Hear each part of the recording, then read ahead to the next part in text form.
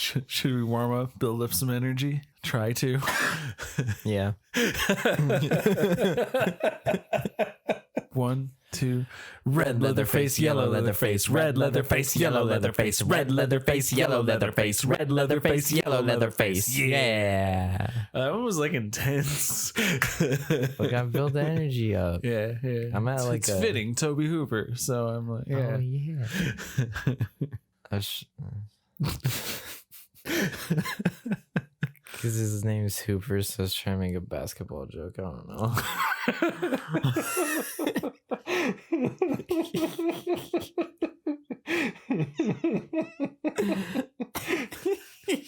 All right, you ready? Haunt me. I was gonna add a daddy to the end, but then we made eye contact, so I thought that'd be weird.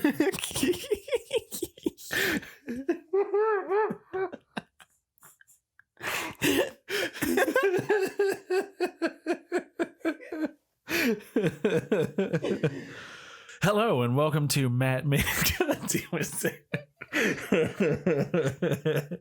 It like nailed it. I was feeling it and everything. Are you feeling it now, Mr. Krabs? You know, they say a mind is a terrible thing to waste. But what would happen if one man filled another's with the scariest films of all time? Who are you talking to? Nothing. Ready to watch some movies? Aw, yeah. Yeah. Hello and welcome to Matt Makes Zac Watch Horror Movies. I'm Matt. And I'm Zac. And I made him watch a horror movie. So what did we watch this week, Zac? Poltergeist. Yes, Toby Hooper's, well, maybe Toby Hooper's classic. What'd you think, Zac? You didn't tell me that we were going to watch a Disney movie. Is that a good thing or a bad thing?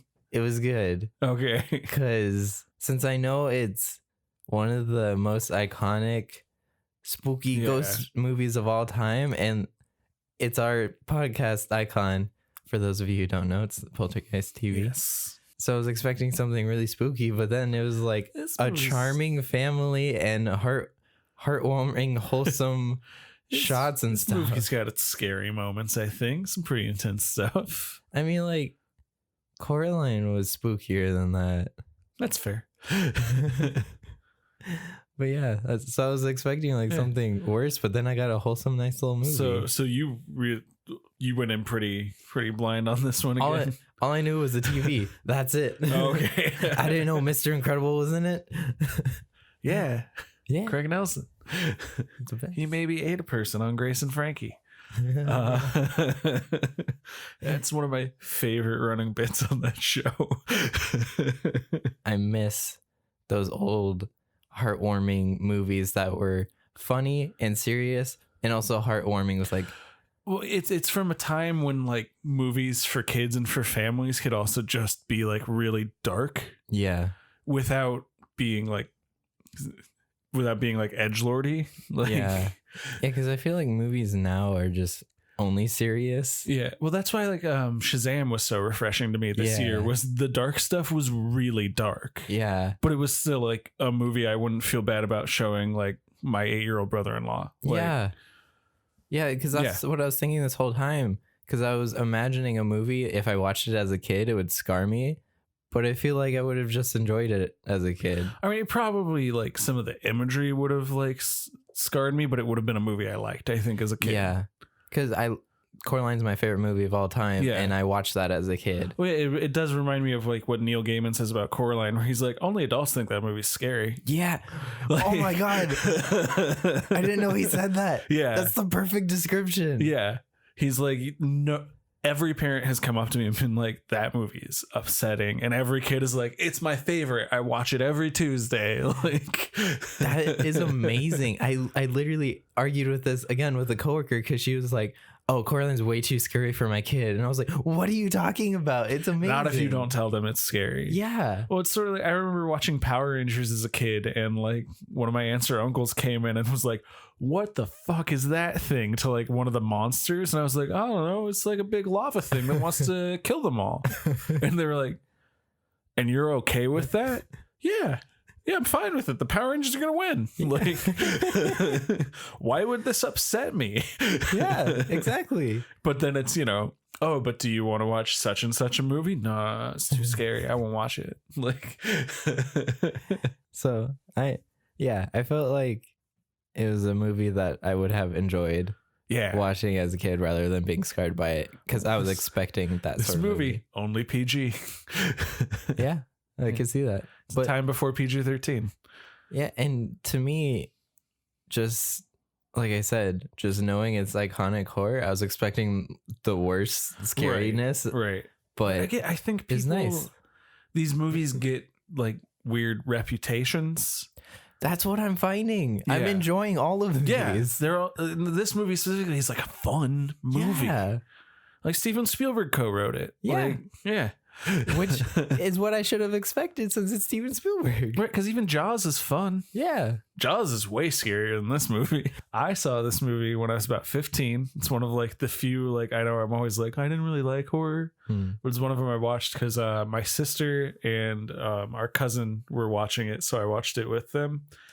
And I really liked it, but the thing that stuck out the most was when my sister got up to pee and my cousin hid outside and scared the shit out of her, because he was like, oh, I have to also, and then came back in the room, was like, don't tell her I'm going outside.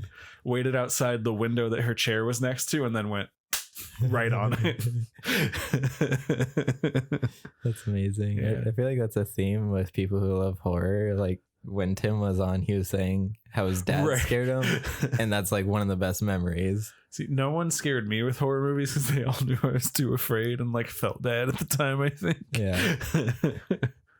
I grew up with my dad jumping around corners and everything. Oh, fun.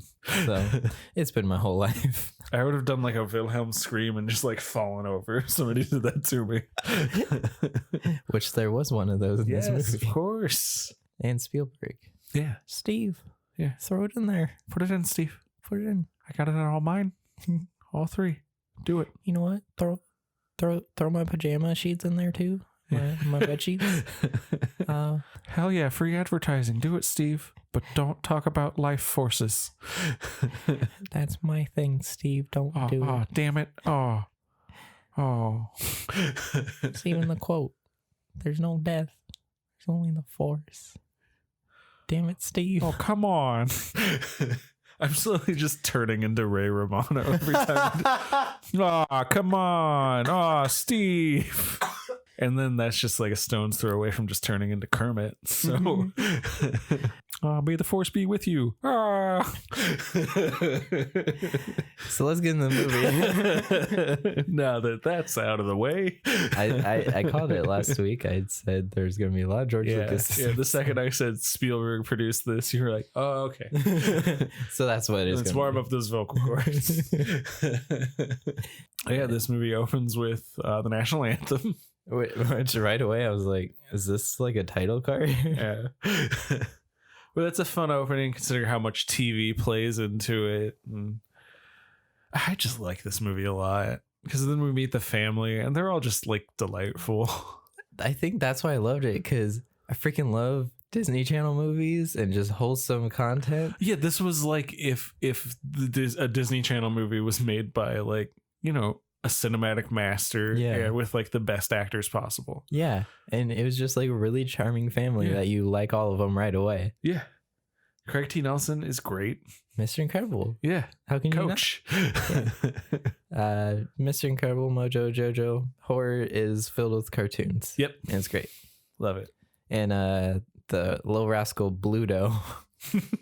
Construction worker. Sipping coffee through the window. Yeah. Oh, that's great. Because they're having the pool put in the back. Mm-hmm. So they're just there every day. So they just know them. Oh, wait, no. We forgot. It opens with the best boy. Oh, yeah. It opens on a dog. Yeah. A little golden retriever going around sniffing, eating snacks. Yeah. The best opening ever. Yeah. This was way better than The Thing's opening because that had me worried for the boy. This was just this movie very much plays by screenplay rules of like, if there's a dog, we need to see that the dog is good and that the dog is safe so that we know they're good people. Yeah. It's a nice shorthand. Yeah. And like he even like rolled over the teenage girl to eat the potato That was chips. pretty great. I forgot about that. And I was like, oh, delightful. I think that's like the subtitle of this movie. Delightful. Yeah. Yeah. Even though it's like ghosts trying to. Right. Delightful. Yeah. Also terrifying. Yeah. I think probably Beetlejuice is pretty close in tone. I think Beetlejuice is a little sillier. This movie's not like silly, if that makes sense. Yeah. Beetlejuice has a little bit more like intentional, like high camp, you know? Yeah. Yeah. I mean more of the sense of like, you just like everybody. Yeah. You just like everybody. It's a good time. Yeah. It's dealing with like sad afterlife stuff. But yeah, took the afterlife a little more seriously.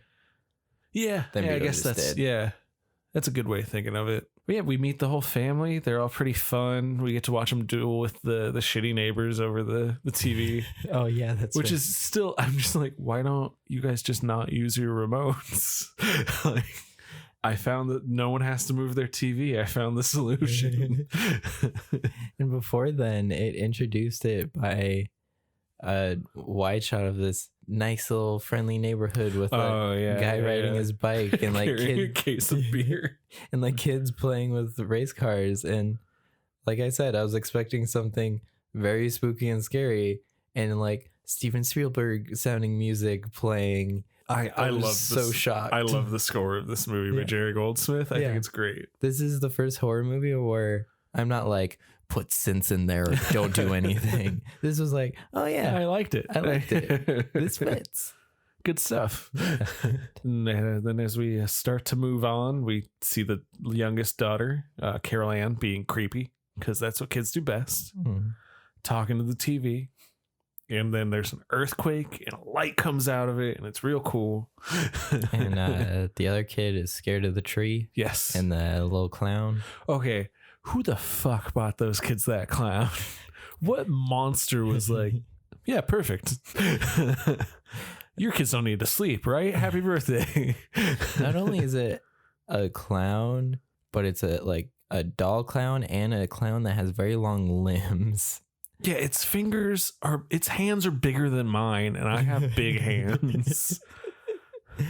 Yeah, it's upsetting. And it's in a rock, like a little old wooden chair, which adds to the creepiness. Yeah. It's clearly just there because Toby Hooper went, no, trust me. we're going to get some kids with this one. Yeah. And they did, because I'm still terrified of it. By the way, I'm terrified of clowns. So you're very excited to watch our It episode, right? Yes. All versions.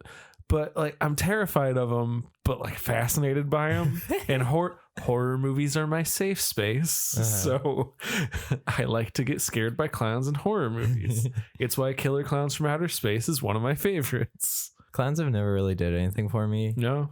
And I feel like that was the only really scary thing about this movie. And since clowns don't do anything for me, there wasn't really anything for me to be all right.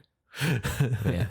But and then spooky stuff starts happening all over the house. They find out that one chair just slides across the room. I think it would have frustrated me if the parents didn't jump along with the whole paranormal stuff as quick as they did, because they just accepted it, and which is nice because I like that they have two different versions of accepting it. Yeah.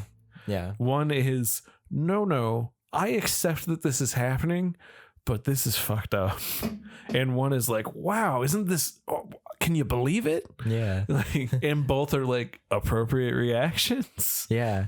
She found out if you put a chair in one spot, it slides across the kitchen. And when the husband comes in, Mr. Incredible, she's like, oh, try it. Like, hop on. And like, it's fun. It feels so weird and I like it. And it's great. And he's just like, what the fuck? No. Yeah. No.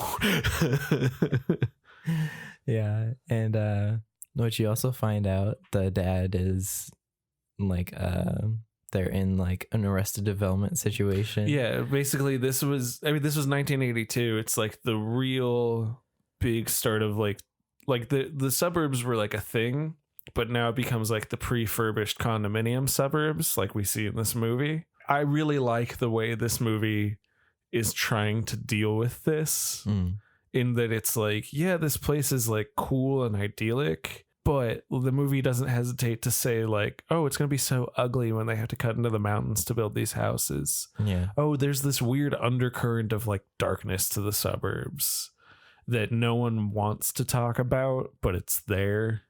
Yeah, you're literally paving over graves. Right. To build all these houses. Yeah, you were trampling over the people that came before you. Yeah. So yeah.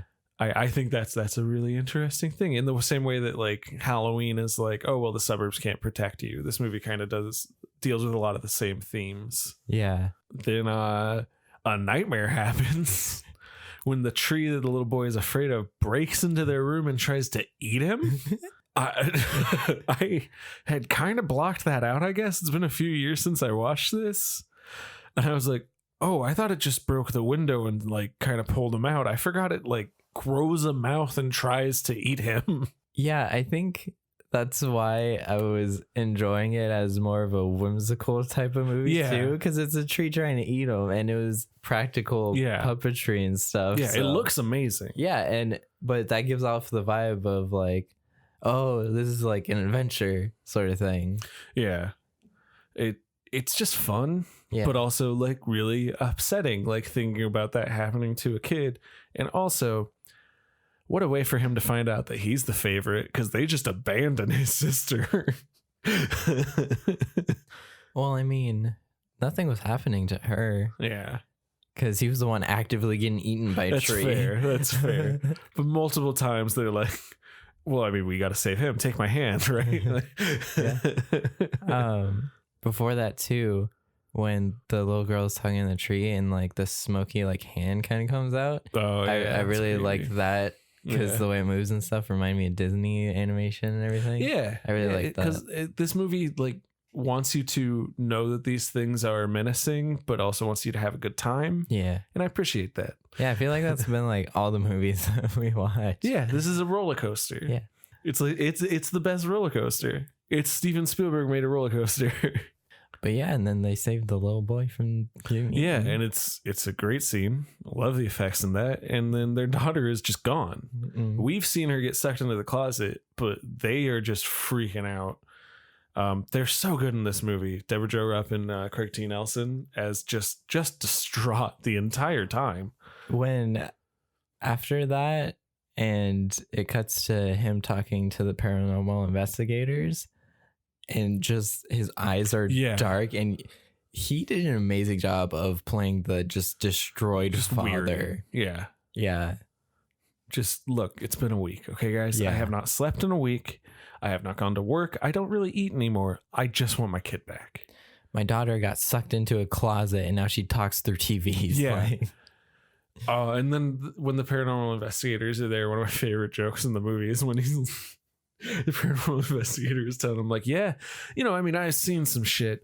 Over the course of 7 hours, I watched a toy truck move 3 inches. It's really hard to see, but I got it on camera and we sped it up. You can totally see it. And he goes, oh, great. Opens a door and the room is flying in a circle like Wizard of Oz. The bed is spinning in a circle with the clown just sitting on the edge. That was amazing. Yeah. I think, I wasn't expecting all these jokes and everything too. Yeah. There's so many good jokes. The goal was just a good time, but it's a little spooky. Yeah. Which I love. Yeah. It's great.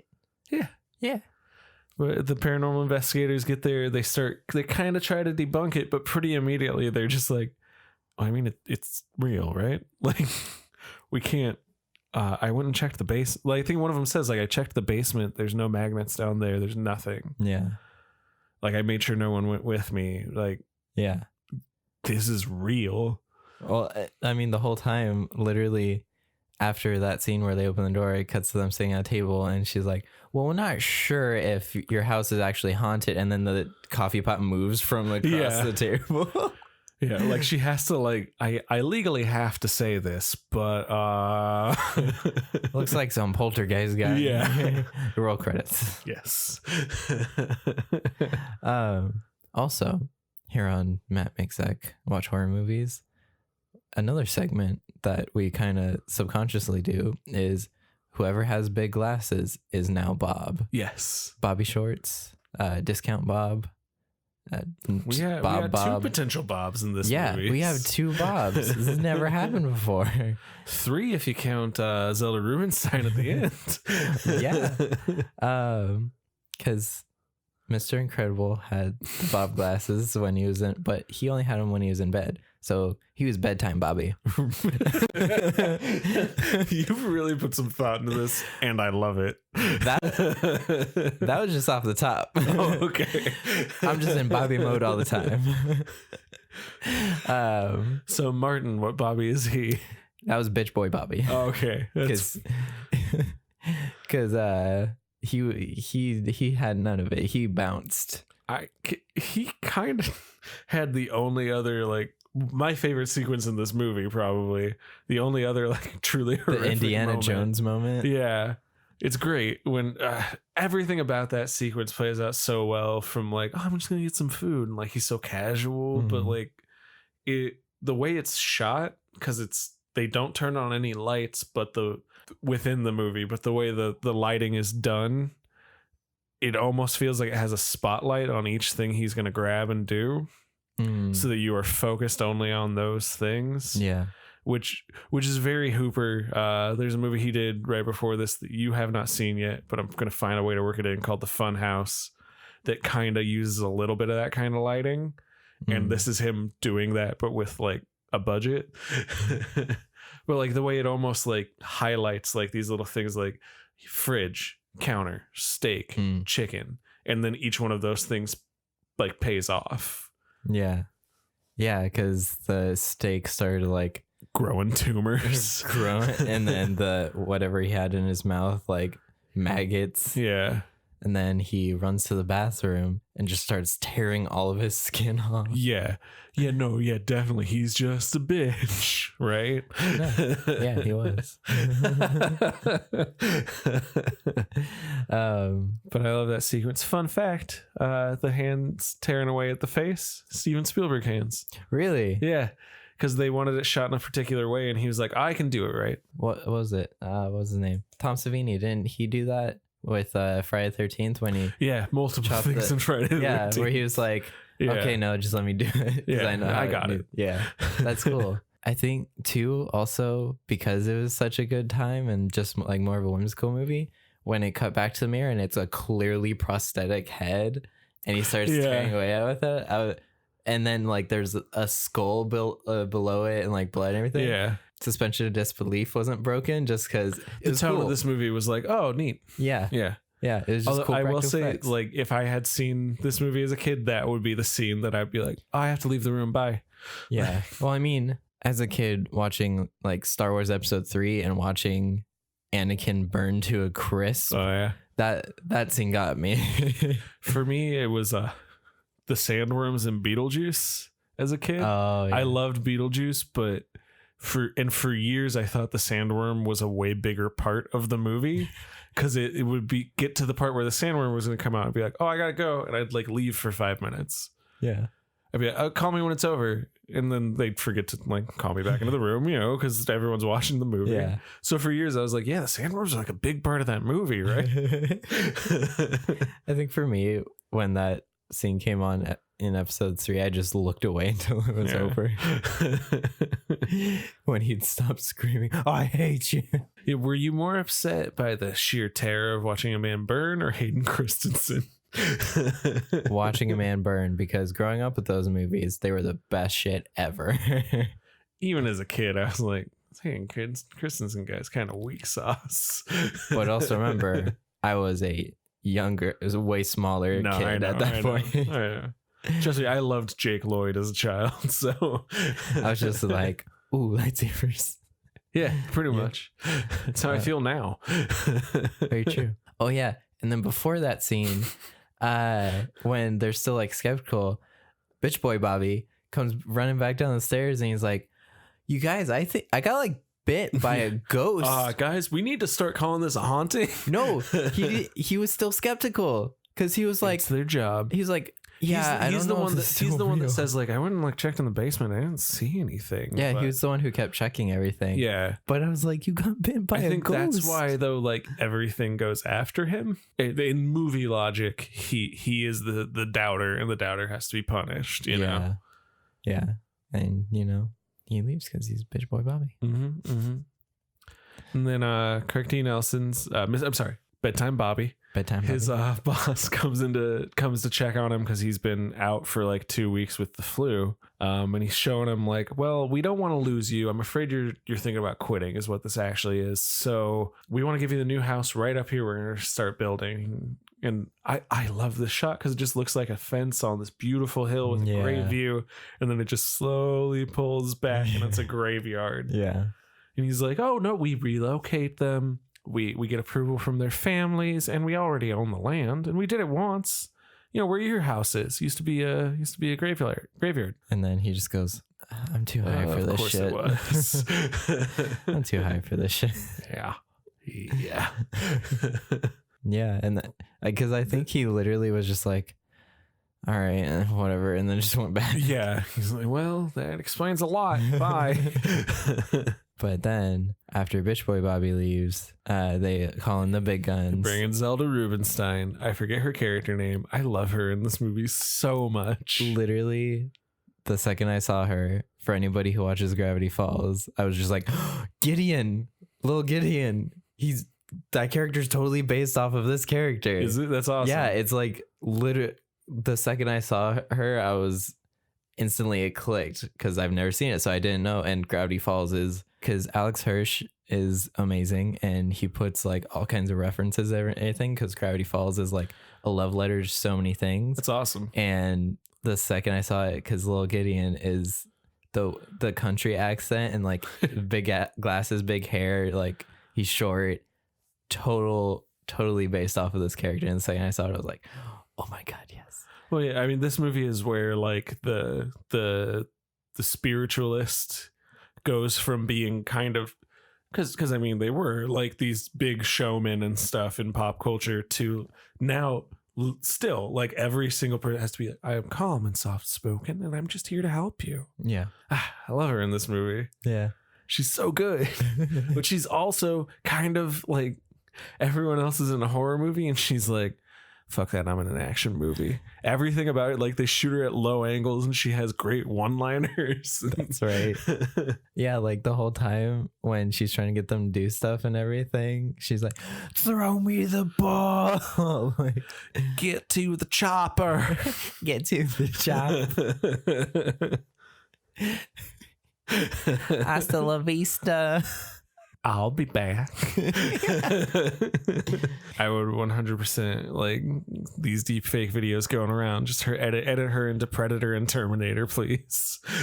Please, someone do it. If you don't do it, I'll do it.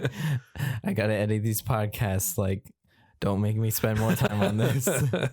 What was the other thing that we saw that was like, oh, that's something else, was an homage? Oh, Stranger Things. Oh, like everything in this movie. Yeah. The movie that in season 1 that Will is trapped in, if they're all, because the kids are trapped in a Spielberg movie, Will is trapped in Poltergeist, and the teenagers are trapped in Halloween. That's perfect. Yeah, that's perfect. Especially now that I've seen these movies. Yeah, like, yeah, it's E.T., Poltergeist, and Halloween. Yeah. I love it. Yeah. I love Stranger Things. So Stranger Things is so good. Also, while we were watching it, I made you proud. Oh, yes. Zac is learning. I'm learning. He was like, I don't know. That kind of reminds me of Wes Craven. I was like, oh. I know things now. That's my boy. Yeah, it was the scene where he started like tearing his face off. And I forget what you said. I think you said like, oh, that's Toby Hooper. Oh, yeah. Like, oh, this is why you hired Toby Hooper. Yeah. And I was like, I don't know. That feels like some Wes Craven shit. I've never been prouder of you, Zac. I was there when you got married. I've still never been prouder of you. You're the one who married us. Well, I hope on this journey, I make all the horror buffs out there proud. But then they accidentally pull a giant ghost face out of a closet. Ghost and it's pretty cool and it's real scary. But then the mom goes into the closet and gets their daughter out safely. Yeah. Finally. And then we thought the movie was over, or I thought the movie was over. Oh, I love that this movie just keeps going. Because even by then, like, there were certain established rules that this was kind of the first one to break. As it is with a lot of these movies we've watched since we've leaned a little harder on the older ones. Yeah. Think like, oh, this is the happy ending. And then it just keeps going. And it's like, why would that solve all of the problems? Yeah. Then it cuts to them like moving out, and Mr. Incredible's like, oh, I just got to go to the office. I'll be back. And then you can tell something's going to happen. Yeah. Because they're like taking their time being in the house still. What does he say? Like, I'm going to go show my boss where hell is because he won't take my no for an answer. He was like, well, he won't really go to hell as an answer. Yeah. And she's like, well, what are you going to do? And he's like, give him directions, I guess. Yeah. So the two youngest kids go to bed. The oldest daughter goes out on a date. Sorry, we haven't talked about her a lot. She's great in this movie. Very funny. Great joke when the mom's like, yeah, your dad wants us tomorrow night to stay at the Holiday Inn out off the 5 or whatever. And she goes, oh yeah, I remember that Holiday Inn. She goes, what are you talking about? We never stayed there. I just mean I know where it is. And just like leaves. Yeah, that but she's also like a teenager, so I was like, hey. Yeah. Hey.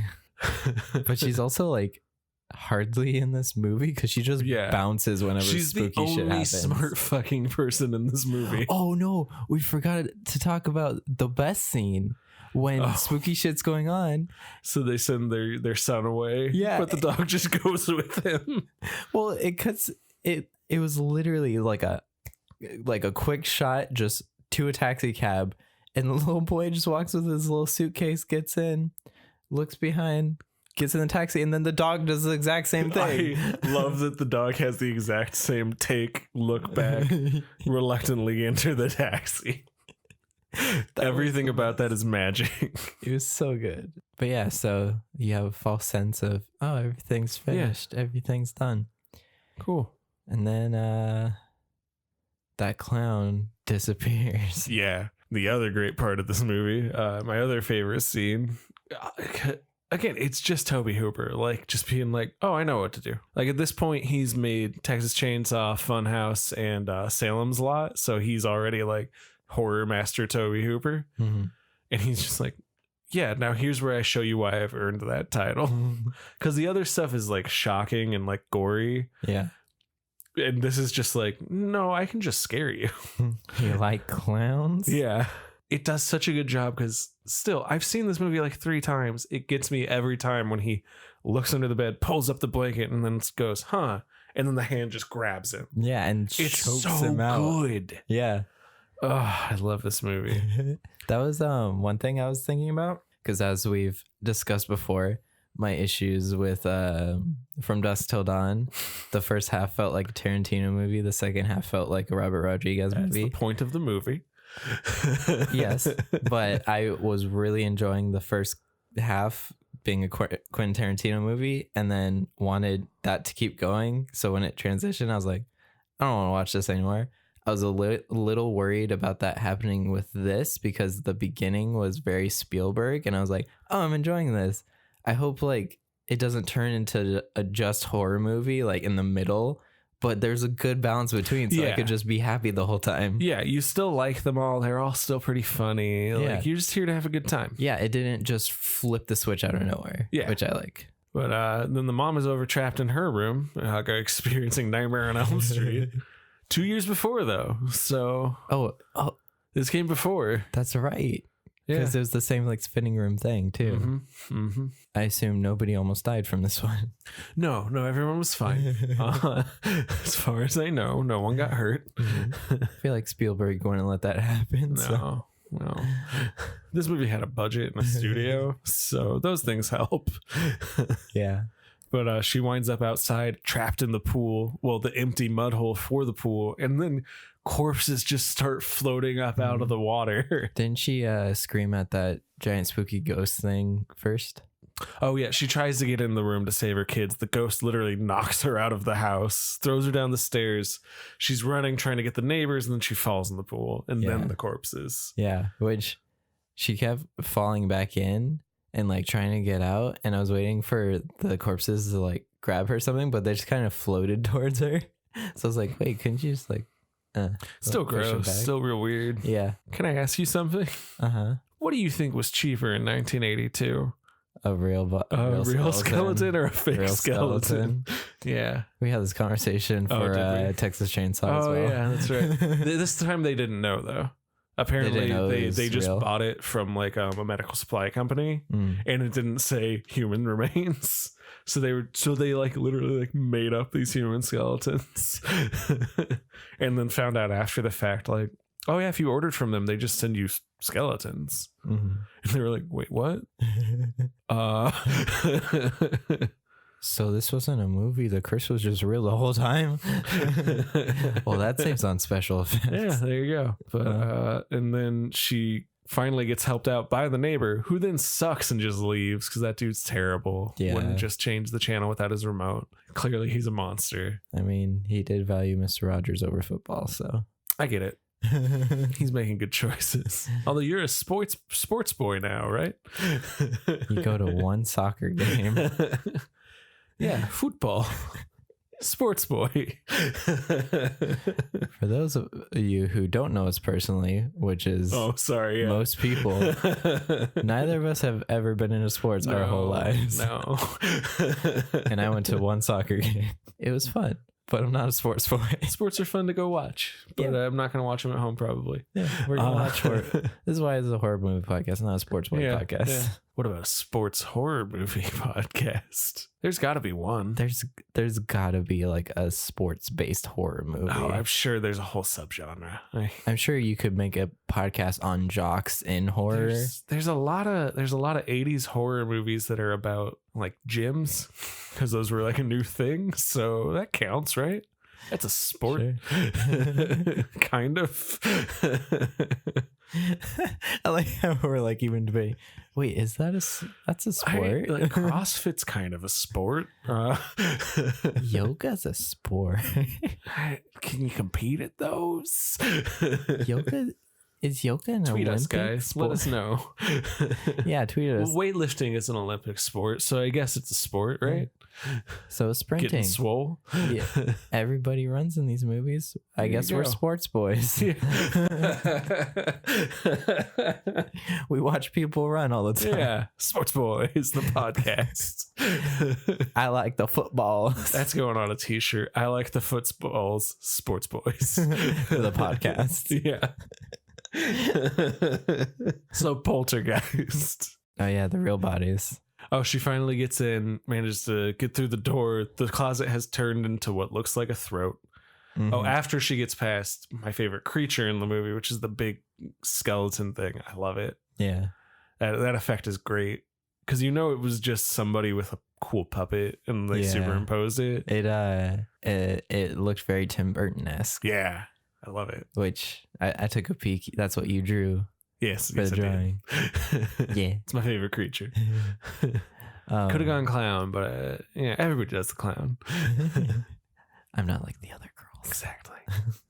I'm not like the other sports boys.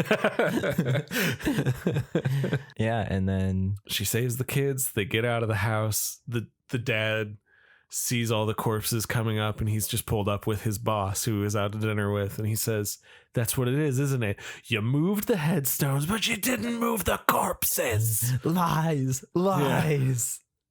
And the boss is like, oh fuck." I've never seen its sequels, but I believe they do this when the boss says it's not like it's a tribal burial ground. As if to, well, I mean, he's an old white racist piece of shit, and this movie is calling it out by being like, no, anywhere can be haunted. Yeah. By making it just a standard, quote unquote, standard graveyard. Yeah. Because so often it's the weird assumption that people in horror movies make that something has to be more haunted if it was built by people of color, which is really bad. And I like that this movie very much pushes for like, no, we're not gonna do that because Yeah. it sucks. Yeah. Modern problems require modern solutions. Yeah. Yeah, and he's like, look at this shit. Yeah, they get the family out of the house, and then the house. I love the son's line because it is such a scary concept as it starts like pulsating out with the energy throughout the whole little suburb, and it like the fire hydrants are shooting water and fire. Yeah. The gas lines are erupting. The son says, "Dad, the house is coming for us." Yeah. I love that. Yeah. And then the house just collapses in on itself. Well, because they're pulling out, and then the oldest daughter pulls up in a different car, and she gets out and is just standing there screaming. And that's when the kid goes, "The house is coming for us. Yeah, Just yeah. go." Like, Yeah. forget Get in her. the car. Yeah, and then she jumps in. They drive away, and Mhm. that's when the boss is still looking, and it just goes and just sucks into itself. Which, because I'm me, it just makes me think of The Simpsons. But that's how one of the tree houses of horror ends. And I think Homer has some line that's like, "Aw, there goes our resale value." I've never seen an episode of The Simpsons ever. Are you surprised we're doing a movie about an entire genre of film I've never seen? I forget that you're younger than me, because I did grow up in the 90s when The Simpsons was like, it's still around and popular now, but in the 90s it was like ubiquitous. Like you watched The Simpsons. See, like I grew up with South Park. Yeah. I've seen like every episode of South Park up till recent seasons. Nice. Yeah, it's been real. Not to plug a giant corporation, because they definitely need this free advertisement, but Disney Plus has been great, because now every morning when I get up and get ready for work, I've just been watching The Simpsons, and it's literally the first time I've done that in 10 years. Morning cartoons. Yeah. That's amazing. It made me so happy, because Dude. I just put on The Shinning and I was like, yes. Forget free advertisements for companies where Disney Plus is amazing. It's pretty great. I just put on like the new Mickey Mouse shorts whenever I'm doing something. Oh, those are so good. I love them so much. Started watching the new DuckTales. It's so good. Nelly and I, my wife and I, were talking about recently all the stuff with Scorsese and Marvel, and whether or not he is correct in how he is calling them out and the way he is calling them out. And I kept saying, like, I don't agree with him and necessarily what he's saying about whether or not they're art, but I do agree that like there's this threat from Disney to creating a monoculture and doing real damage to cinema. And then Disney Plus, like the day came that it came out, and I literally turned to my wife and went, "Well, I guess I just gotta bend over and take it because I fucking want it." Like, I stopped caring about all of that because guess what? Tron Legacy is online. I can watch Johnny Tsunami. Yes. Although, and this is a crime, and it upset me so much. Famous Jet Jackson is not on Disney Plus, and I'm so mad. That is a tragedy. That was my favorite Disney show. Not even the movie? Oh, of course I loved the movie, but No, then I'm saying the movie's not even on I there just either? typed in Famous Jet Jackson. Famous Jet Jackson. I tried Famous Jet Jackson, Famous Jet. Nothing. Well, you can watch Johnny Tsunami and enjoy the actor. At I least. do. Brink is on there, so that's nice. Yeah. But I like Brink. I love all those. So this is now a Disney Plus podcast. To bring it all back, like I said, I love Disney Channel movies. This was a very heartwarming Disney-esque movie. Yes. All of the spooky Disney Channel movies, the way they're structured, are trying to be Poltergeist. Yeah, pretty much. Yeah. But then the only scene left to talk about is my favorite joke in the whole movie. I love it. When they show up in the motel, they're all done. So tired. They're all they so all sell tired. it. Even the little kids sell it so well. Yeah. Like barely dragging themselves into the room. And then they close the door. It stays there for a second. The door opens again, and the dad pushes out the TV and then just closes the door again. I love it. That was my favorite joke of the whole movie. It's great. And then credits roll. Yeah, it's a perfect way to end that movie. Yeah, I think so. Don't think we forgot. It's just like the perfect, I'm too high for this shit. Yeah. Shout out Tim. Yes. Go listen to our Halloween episode. Like we said on a recent episode, you can't just jump in. There's a whole story here unfolding that you're missing out on. I'm learning to love these movies. My arc is continuing. Learn to love it. But should we perhaps get into some of the making of this movie? Yes, I know this movie is very infamous for the behind the scenes stuff. We probably won't talk about what most people think of this movie as being infamous, the quote unquote poltergeist curse. Yeah. Which I think is, all right, this is where I'm going to get on my high horse a little bit. I think it's gross. Yeah. 2 people associated with this movie died very young, and people just want to turn the tragic death of these 2 wonderful young actresses into an IMDb fun fact, and that bums me out.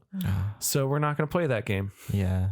So moving on from that, behind the scenes fun stuff, actual stuff that I'm like, good fun fact. Yeah. Well, just to touch on that for a second, like I just know that's one of the things I knew before getting into this is that the behind the scenes stuff is very dark.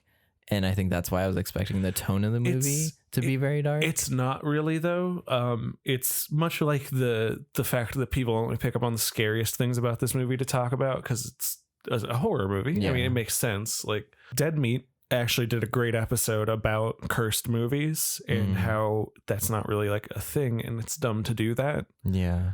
Because you can literally do that with any movie. Yeah. That would be like saying like, well, you know, I heard the Star Wars curse. Alec Guinness never got anything work after that cursed movie. You know, like that's basically what they're doing, except this time 2 people lost their lives well after the movie had come out. Yeah, I agree with you. Yeah. That's, so like I don't want to. Yeah, no, I agree with you. I was talking with my wife earlier. I was like, I'm gonna bring it up and then I'm just gonna nip it in the bud. Yeah. First thing. Yeah. So I think it's important to talk about that. Yeah, that's messed up. Don't do that. Yeah. Yeah. Especially like the stuff, actual behind the scenes stuff of this movie that happened while they were making this movie is so much more fascinating from the way that movies work. Yeah. The main thing that I want to talk about is who directed Poltergeist. Tobe Hooper or Steven Spielberg. That is the great debate. Driving home from here, because I had a very, very long film day. So that's why I'm a little loopy this episode. But I was driving and my coworker that I was talking about, I was like, man, it's been such a long day and I have a podcast episode to record after this, and mentioned Poltergeist. And he was like, oh yeah, Steven Spielberg did that, right? I was like, oh yeah, and Tobe Hooper, I think. He's like, what? Had no idea. He just Steven Spielberg, which I mean, I didn't know when you mentioned it. I was like, the Texas Chainsaw guy? Well, I think the advertising for this movie did them no favors in it, in that 1982 was known as like the summer of Spielberg, because within a week of each other, Poltergeist comes out and E.T. comes out. And The Thing. And then, and what else was that year? There was another, Blade Runner. 1982 is a great year. Yeah. And I think like then like immediately after like the next year, Goonies and Gremlins come out. Like Spielberg was dominating not just as a director, but as just a creative force in Hollywood. Yeah. Because he had all these blank checks and he just started handing them out to other people, which is really cool. Yeah. But also that comes with some caveats. This movie was Spielberg's concept. Spielberg co-wrote it. It was originally going to be not a direct sequel, but set in the universe sequel to Close Encounters, his sci-fi alien movie. His whole pitch when he pitched it to Tobe Hooper, because he loved Texas Chainsaw Massacre and The Funhouse, which just makes me so happy that Spielberg was like, oh, you know, it's a really good movie, Texas Chainsaw. Steven Spielberg like actually loves movies, which I love. Yeah, it's great. Yeah, it's nice when the people who like dominate the field actually care about the field that they're dominating. I love Spielberg so much. He pitches it to him and he's like, oh, it'll be about the same race of aliens looking in on this family and accidentally, we'll find out by the end, accidentally wreaking havoc on them. But until we find out that it wasn't intentional, that they were just like, thought they were like running a study on this family and seeing how they would react to these things, it's a horror movie. So it's this weird sci-fi horror movie with aliens and set piece after set piece. And Tobe Hooper says, I have no interest in aliens, but thank you. What if it was ghosts, though?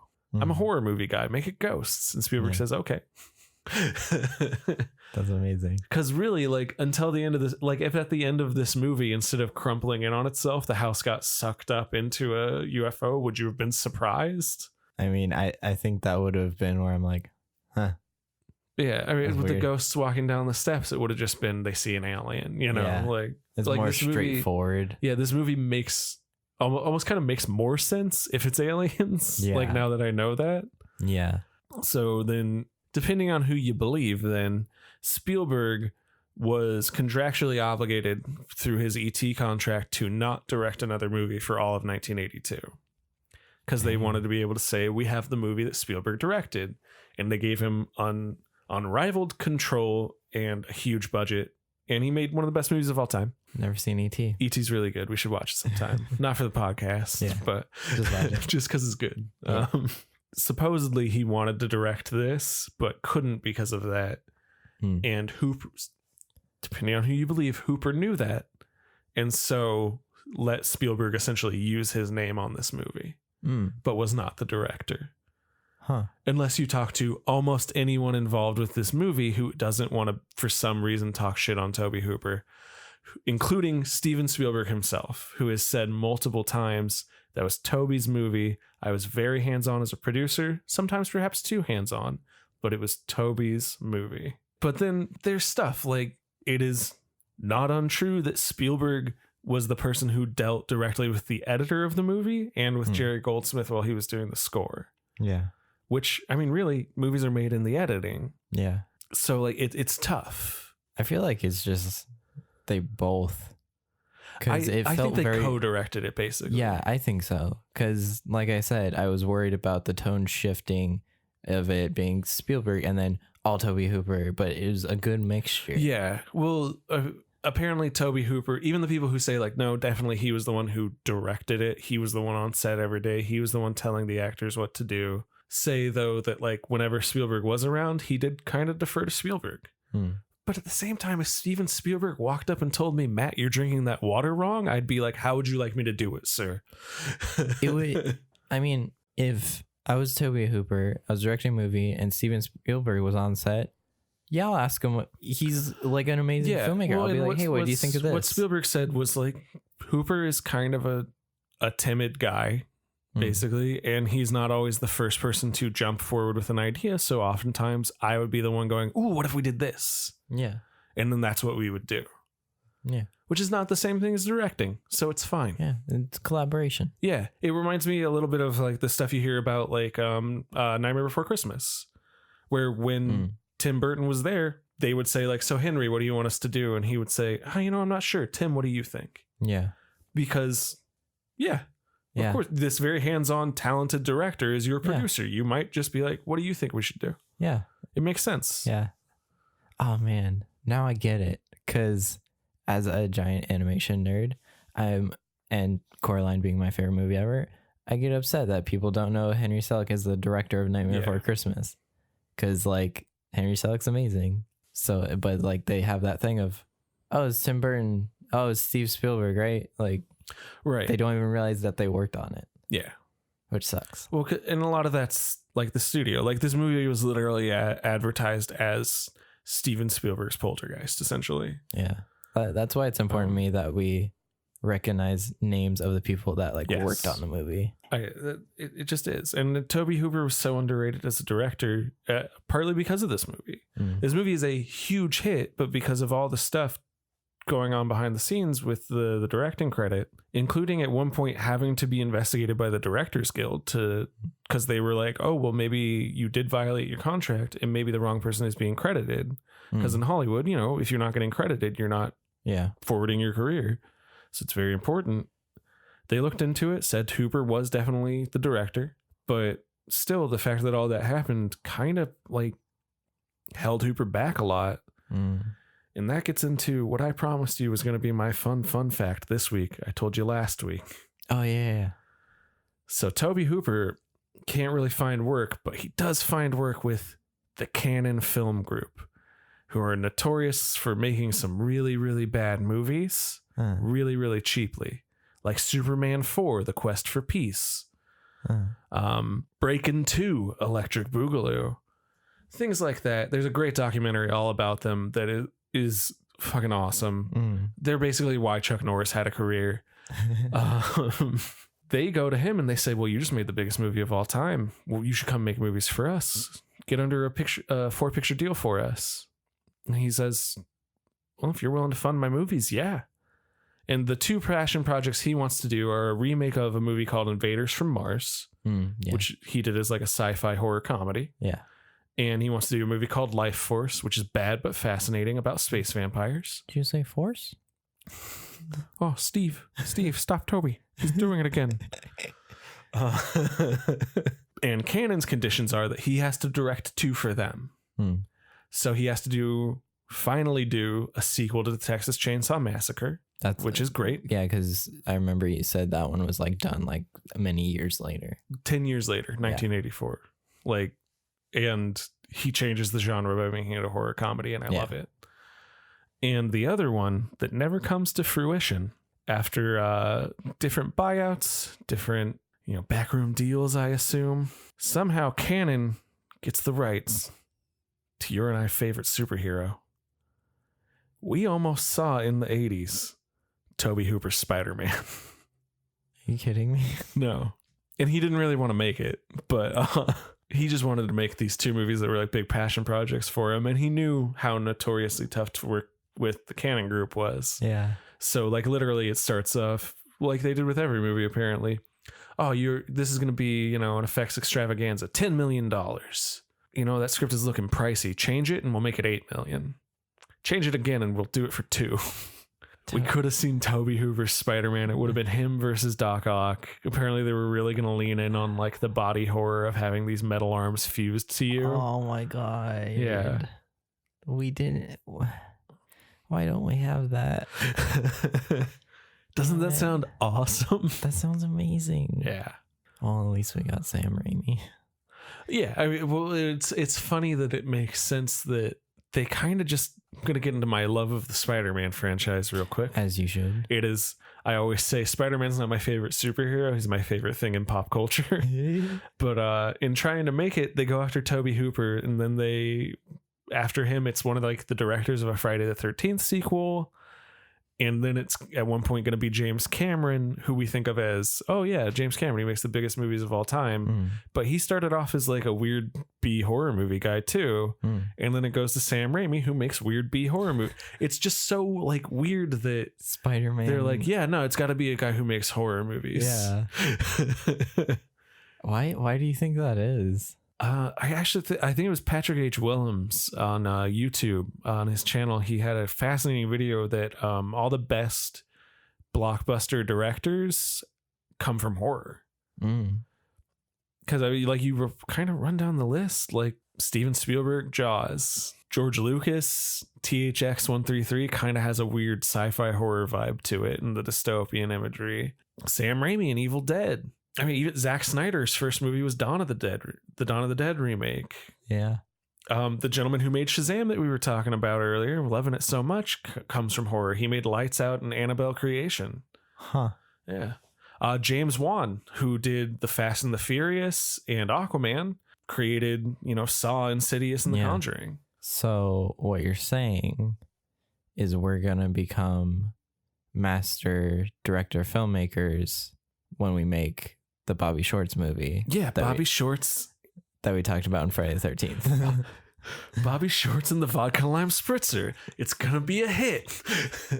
Then we'll be making the next Star Wars trilogy and Marvel movies. Yeah. We'll be the next Russo brothers. We'll be the Sports Boys. God, I hope so. All right, real quick at the close here, I just want to say I believe I said the wrong name of a different actress earlier for the name of the mother. Her name is Jo Beth Williams. I don't remember whose name I said, but it was not hers, and I apologize. Just say your name. Jo Beth Williams. I'll try to cut that in to cover that up. If I can't, this will be left in.